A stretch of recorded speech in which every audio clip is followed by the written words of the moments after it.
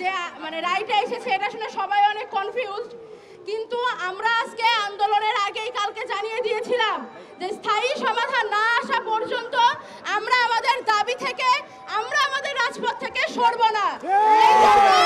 কোথায় কি হলো না হলো আদালতের প্রতি সম্পূর্ণ সম্মান রেখেই আমরা জানাতে চাই যে আমাদের দাবি নির্বাহী বিভাগের কাছে, তারা আইন আনুক, তারা কমিশন গঠন করুক, তারা সংসদে বিল পাস করুক এবং আমাদের এক দফা দাবি মেনে নিক। সকল গ্রেড মিলে সর্বোচ্চ 5% কোটা, এর বেশি আমরা মানি না।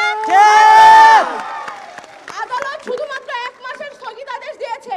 আমরা এটা আইনি প্রক্রিয়া, আদালত নিশ্চয়ই ভালো বুঝেছে তাই করেছে।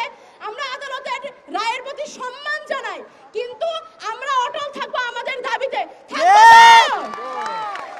আমরা আন্দোলন চালিয়ে যেতে পারবো তো? ব্লকেট চলবে তো?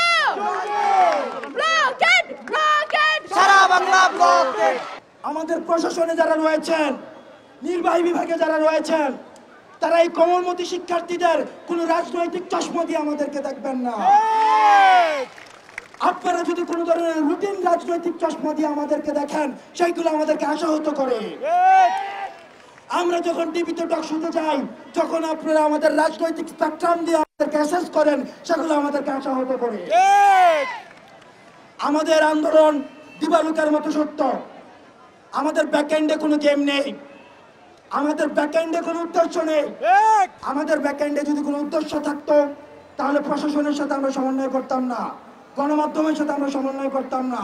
আমাদের যেহেতু আন্দোলন সুস্পষ্ট, প্রকাশিত এবং দিনের আলোর মতো সত্য, সুতরাং আমরা আমাদের আত্মবিশ্বাস রয়েছে কোনো অপশক্তি, কোনো হামলা, কোনো মামলা, কোনো ব্লেমিং, কোনো ট্যাগিং আমাদেরকে রাজপথ থেকে পিছু হটাতে পারবে না।